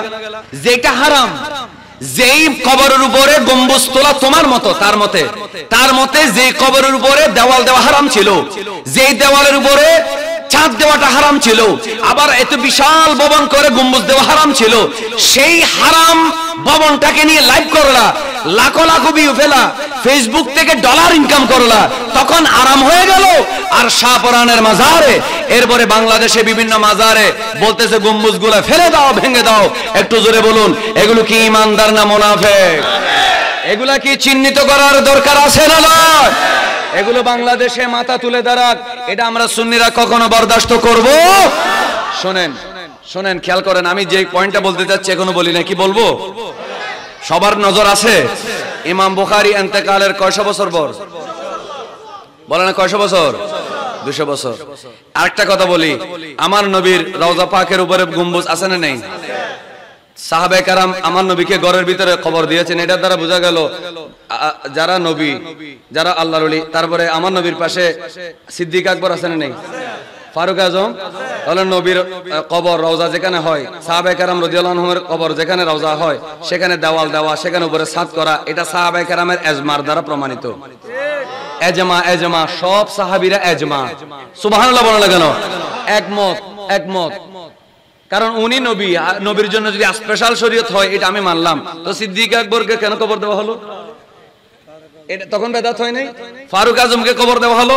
আচ্ছা, যার ফতোয়ায় তারা নাচানাচি করে, ইবনে তাইমিয়ার কবরের চতুর্দিকে এমন ভাবে পাকা করা হয়েছে, প্রায় কয়েক হাত উঁচু পাকা করে তার কবরটা করা হয়েছে। কার? ইবনে তাইমিয়ার।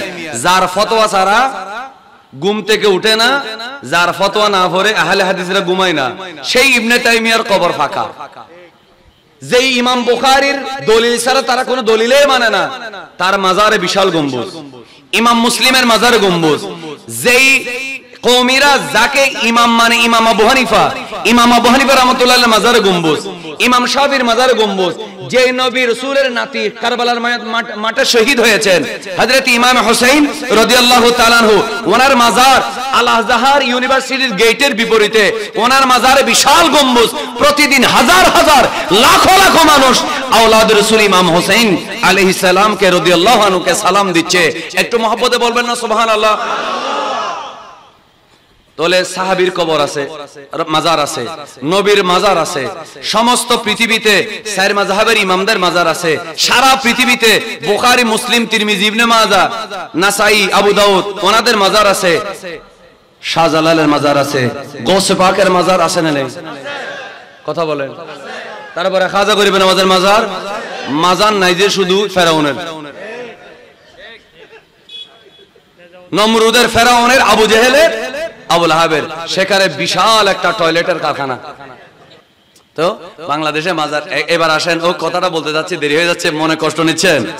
কয়শো বছর ইমাম বুখারী রাদিয়াল্লাহু তাআলা ইন্তেকালের কয়শো বছর পর? এটা আমি যে কিতাব থেকে বলতেছি, আমি নাম বলতেছি না, একটা দুইটা না, ইমাম বুখারীর যতগুলো জীবনী আছে প্রায় সবগুলাতে পাইছি, সবগুলাতে, প্রায় সবগুলাতে। এবার আমি মূল কিতাবের নামটা বলি, আত-তাবাকাতুশ শাফিইয়া। নাম কি? আত-তাবাকাতুশ শাফিইয়াতে আছে এই কিতাবে ইমাম বুখারী ইন্তেকালের কয়শো বছর পর? বৃষ্টি বন্ধ হয়ে গেছে। বুখারা সামারকান্দের যিনি আমির, ওনার কাছে একদিন, দুই দিন, এক মাস, 2 মাস বৃষ্টি হচ্ছে না। এত দোয়া দুরুদ করে নামাজ পড়ে, সালাতুল ইস্তিসকা পড়লে নামাজ পড়বে, এটা রাসূল সুন্নাত বলেছেন, ঠিক কিনা বলেন? নামাজের সমস্যা নাই, বলেন নামাজের কোনো সমস্যা নাই। কিন্তু আমরা যারা নামাজ পড়বো, হয়তো আমাদের যোগ্যতা নাই, অথবা আমার নামাজ আল্লাহ কি করছে না, কবুল করছে না, কিন্তু সালাতুল ইস্তিসকা আছে না নেই? আছে। তো নামাজ ঠিক আছে, কিন্তু আমার যোগ্যতা নাই বলে নামাজ পড়ার বড় বৃষ্টি হচ্ছে না। তো একটা যুবক, নেককার যুবক চলে গেল আমাদের হুজুরের মতো, মাওলানা মতিউর রহমান হুজুরের মতো। আজকে 10 বছর ধরে দেখতেছি, আলহামদুলিল্লাহ নূর বাড়তেছে। শুনে দিয়েছি আর নূর কমে না, বাড়ে। আলহামদুলিল্লাহ বলেন আলহামদুলিল্লাহ। তো উনি গিয়ে বলতেছে, আমির সাহেব অনেক কিছু করছেন, অনেক সালাতুল ইস্তিসকা পড়াইছেন, একটা কাজ করেন না, আমাদের ইমাম বুখারীর মাজারে একটু চলেন। সুবহানাল্লাহ বলেন। তো ইমাম বুখারীর মাজারে কেন? বলেন মাজারে যাব ওয়াসিলা। কি? সবাই বলেন তো, বৃষ্টি দেওয়ার মালিক, পানি দেওয়ার মালিক, ফসল দেওয়ার মালিক, রিজিক দেওয়ার মালিক। বলে কোথায় যাব? বলে ইমাম বুখারীর মাজার। কেন? চলেন। আমি অনেকবার, আমি ব্যক্তিগতভাবে, উনি বলতেছেন, মানে যিনি গেছেন তিনি বলতেছেন, আমি ব্যক্তিগতভাবে ওনার মাজারে অনেকবার অনেক ফরিয়াদ দিয়েছি, যতবার দিয়েছি ততবার পেয়েছি। বলেন না, ততবার পেয়েছি। তা আপনি কি একটু এটা পরীক্ষা করে দেখবেন? হইলে হলো, না হইলে নেই। মানুষ তো কষ্ট পাচ্ছে, বলছে আচ্ছা চলো। তো কাকে নিব? বড় বড় আলেম ওলামা মুফতি সবাই কেনেন, মসজিদের ইমাম সাহেবদের কেনেন। চলেন আমরা সবাই যাই। ইমাম বুখারীর মাজারের চতুর্দিকে সবাই গোল করে দাঁড়াইলো, হাত তুলে বলল, আল্লাহ আমরা তো গুনাহগার, কিন্তু ইনি তোমার নবীর 1 লক্ষের বেশি হাদিস মুখস্থ রেখেছেন, সেখান থেকে যাচাই বাছাই করে 7000-এর বেশি হাদিস লিখেছেন, এবং প্রত্যেকটা হাদিস লেখার আগে একবার করে ওযু গোসল করে মুরাকাবা ইস্তেখারা করেছেন, এবং প্রত্যেকটা হাদিস লেখার আগে একবার করে আমার নবীর দিদার পেয়েছেন। আল্লাহ সেই ইমাম বুখারীর প্রত্যেকটা হাদিসের প্রত্যেকটা রাবি 4 জন, 5 জন, 6 জন, 8 জন, প্রত্যেকটা রাবি হয়তো গৌস, নইলে কুতুব, নইলে আবদাল। আল্লাহ এদের উসিলায়, রাবিদের উসিলায় যতবার হাদিস বলেছেন, ক্বালা রাসূলুল্লাহ, বলেন সাল্লাল্লাহু আলাইহি ওয়াসাল্লাম, আল্লাহ নবী করিম সাল্লাল্লাহু আলাইহি ওয়াসাল্লামের যতটা দুরূদ শরীফ, এইবার এক একটা হাদিসে 2 বার, 3 বার, 4 বার, 10 বার পর্যন্ত রাসূলুল্লাহ আছে না নেই সাল্লাল্লাহু আলাইহি ওয়াসাল্লাম। আল্লাহ এগুলার উসিলায় প্রত্যেকটা রাবি, গৌস, কুতুব, আবদাল, বড় ওলি আল্লাহ তাদের উসিলায়, ও আল্লাহ ইমাম বুখারীর খেদমতের উসিলায়, ইমাম বুখারীর ইখলাসের উসিলায়, ইমাম বুখারীর মুখস্থ শক্তি, যাকাওয়াতের উসিলা, ওনার তাকওয়া এবং জুহুদের উসিলায়, আল্লাহ এই বুখারী শরীফের উসিলায় এই মাজারে যিনি শুয়ে আছেন, উনি যদি ওলি হয়, আল্লাহ বুখারা সমরকন্দের মানুষ গুনাহগার হতে পারে, আল্লাহ তোমার ওলি আল্লাহ তো আমাদের মাঠে আছে, আল্লাহ তুমি বৃষ্টি দাও। খোদার কসম, তাবাকাতুশ শাফিইয়া কিতাবে বলা হচ্ছে, এটা বলে মাজার থেকে বের হওয়ার আগেই আসমান থেকে বৃষ্টি হওয়া, নাজিল হওয়া শুরু হয়ে গেছে। ইমাম বুখারীর উসিলা ধরলে দোয়া কবুল হয়? কথা বলেন। ইমাম বুখারীর মাজারে গিয়ে দোয়া করলে দোয়া কবুল হয়? শাহজালালের মাজারে গেলে দোয়া কবুল হয় না? শাহপরানে হয় না? হয়। বিশ্বাস আছে? শাহজালাল ওলি, শাহপরান ওলি, সমস্ত আল্লাহর ওলিরা যারা 12 ওলি আমাদের কাছে ইসলাম এনেছেন, সবাই ওলি। এদের উসিলায় দোয়া করলে আল্লাহ কবুল করবে? একটু জোরে বলেন ইনশাআল্লাহ। আর যারা ভাঙবে, যারা বেয়াদবি করবে, ক্ষতি কি আল্লাহর ওলির হবে নাকি যারা ভাঙবে তাদের হবে? সুতরাং কথা ক্লিয়ার। আমি আপনাদেরকে একটা কথা বলি, আমি সাধারণত নাম ধরে কটাক্ষ করে মৃত মানুষকে নিয়ে কিছু বলা আমার ভালো লাগে না, কিন্তু আমি না পেরে অসহ্য হয়ে বলে ফেলতেছি। এটা আমার অভ্যাস নয়, কিন্তু আমি বলতে বাধ্য হচ্ছি। শফি সাহেব মাইজবান্ডার সম্পর্কে কি বলেছিল আপনারা জানেন? কথা বলে না কেন? শফি সাহেব যিনি মারা গেছে আর কি, উনি মাইজবান্ডার শরীফ সম্পর্কে কি বলেছিল আপনারা জানেন? মিলাদুন্নবী সম্পর্কে কি বলেছেন আপনারা জানেন? আমি আর নতুন করে বলছি না, কিন্তু ইনি মারা যাওয়ার সময় ইনি কি সসম্মানে মারা গেছে নাকি বেইজ্জত হয়েছেন? কি সুন্নিদের হাতে বা আওয়ামী লীগ বিএনপির হাতে নাকি নিজের ছাত্রদের হাতে? আমি সেই দিন আল্লাহর কাছে বিচার দিয়েছিলাম, যেদিন জমিয়তুল ফালাহ আমার ওস্তাদ আল্লামা জালালউদ্দিন আল কাদেরী রাহমাতুল্লাহ আলাইহিকে জোতা নিক্ষেপ করা হয়েছিল, সেই জোতা মসজিদের মিম্বরের উপরে কলেমায় পড়েছিল। সেদিন আমি আবারও কওমি যারা আছেন, আমার অনেক কওমি মাদ্রাসার ছাত্র আছে যারা আমার কথা পছন্দ করেন, আমাকে ফলো করেন, যারা আকীদাগতভাবে ঠিক আছে না নেই? এমনি পড়ে মাদ্রাসায় কিন্তু আকীদা ঠিক আছে, এরকম হাজার হাজার কওমি ছাত্র আছে না নেই? আমি আপনাদেরকে ভালোবাসি, এই ভালোবাসা নিয়ে বলতেছি, আপনাদেরকে আবার স্মরণ করে দিচ্ছি, আল্লামা জালালউদ্দিন আল কাদেরীকে অপদস্থ করেছিলেন আপনাদের ছাত্ররা। সেদিন যদি কান ধরে বেশি না 10টা ছেলেকে জালালউদ্দিন আল কাদেরী অফিসে এনে শফি সাহেব যদি বলতেন এই তোমরা পায়ে ধরে ওনার কাছে মাফ চাও, তাহলে উনি মারা যাওয়ার সময় লাঞ্ছিত হতেন না, ঠিক কিনা বলে? যদি তিনি মেজবান্ডার দরবার সম্পর্কে কটূক্তি না করতেন, যদি ঈদে মিলাদুন্নবীর তবরুককে তিনি যদি পায়খানার সাথে তুলনা না করতেন, মৃত্যুর সময় উনি লাঞ্ছিত হতেন না। আজকেও বলে যায়, যারা হেফাজতের নেতা আছেন, যারা ইসলামী আন্দোলনের নেতা আছেন, আপনাদেরকে বলে যায়, যারা মাজার ভাঙতেছে এখানে যদি কওমি মাদ্রাসার ছাত্র থাকে, এদেরকে লাগাম টেনে ধরেন, এদেরকে সাবধান করে দেন, এদেরকে সতর্ক করে দেন। এদেরকে যদি থামিয়ে না দেন, যদি এদেরকে আল্লাহর কাছে তওবা করার জন্য নির্দেশ না দেন, তাহলে আপনাদেরও সেম পরিণতি হবে, ঠিক কিনা বলেন? আমার জোরে বলুন, হেদায়েতের মালিক কে? বলেন ইজ্জতের মালিক কে? বলেন সম্মানের মালিক কে? আল্লাহ বলেছেন সূরা আলে ইমরান আয়াত নম্বর 26, কুলিল্লাহুম্মা মালিকাল মুলকে তুতিল মুলকা মা তাশা ওয়া তানজিউল মুলকা মিম্মা তাশা ওয়া তুইজ্জু মান তাশা ওয়া তুযিল্লু মান তাশা বিয়াদিকাল খায়র ইন্নাকা আলা কুল্লি শাইইন কাদির।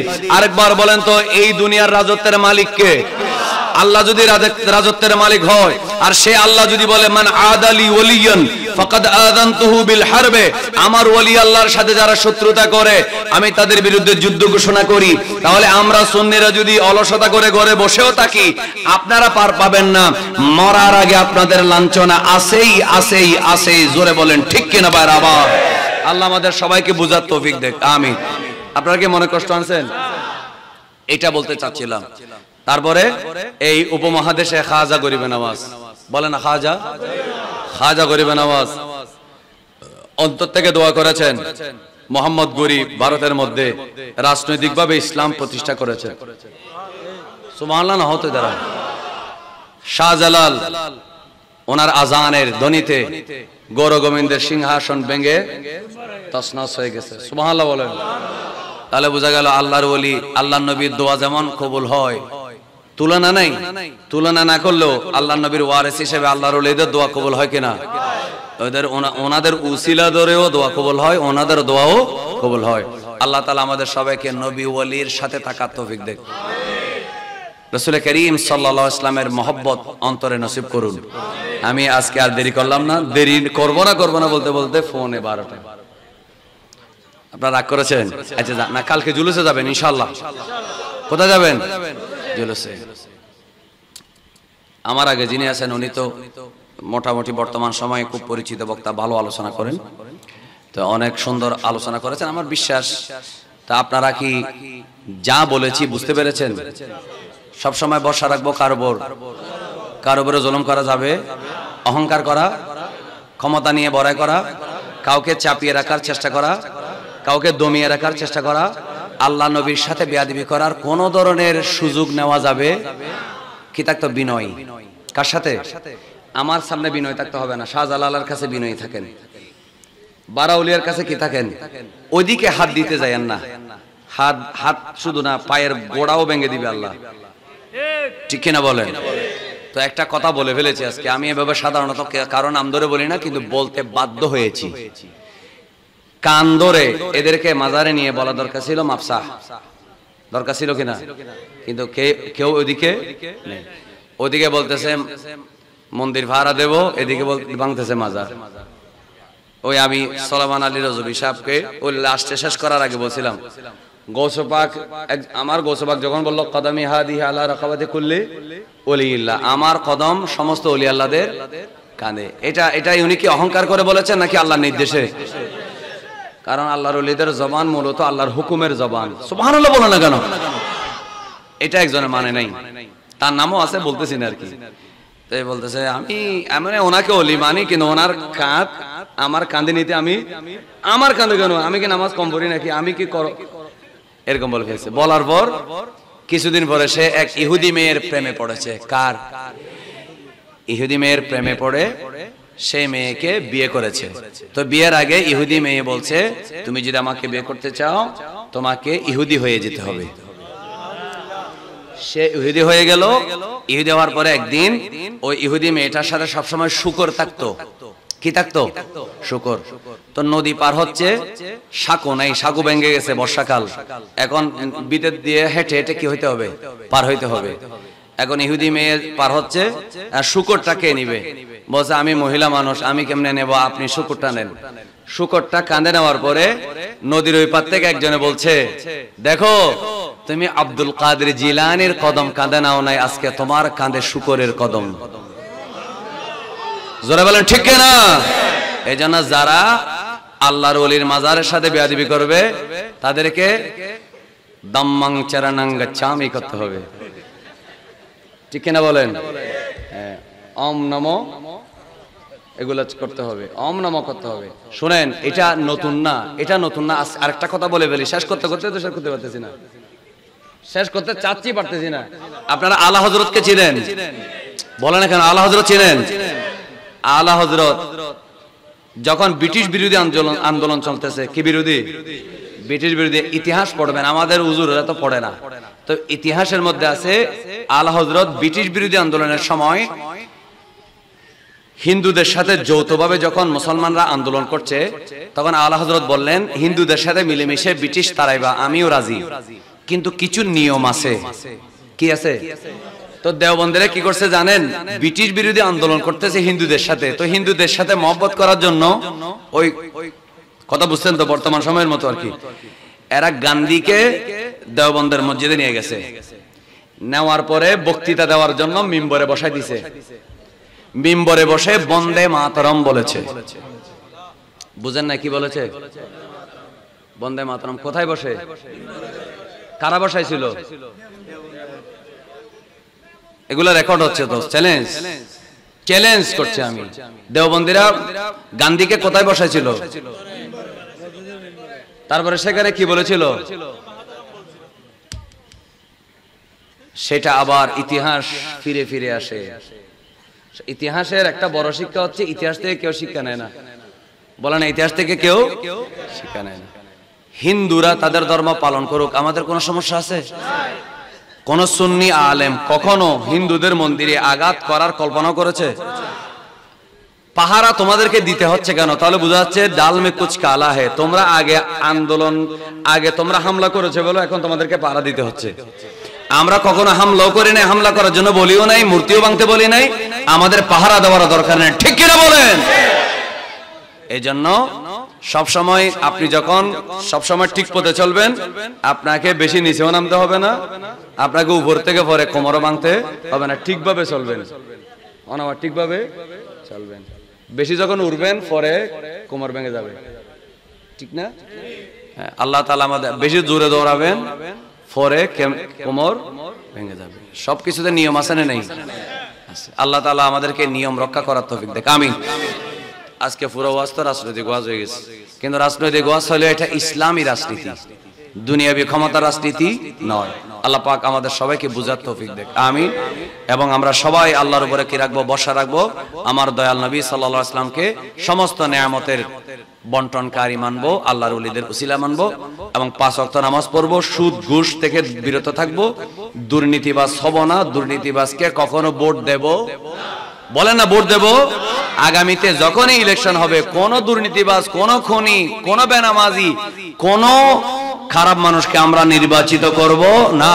যদি সঠিকভাবে ভোট দেওয়ার সুযোগ পাই, আমরা নেককার আল্লাহওয়ালা যোগ্য, যিনি সংসদে দাঁড়িয়ে কথাও বলতে পারবে, ইসলামও জানবে, পৃথিবীর সমসাময়িক রাজনীতি বুঝবে, এমন মানুষকে আমরা সংসদে পাঠাবো। একটু জোরে বলেন ইনশাআল্লাহ।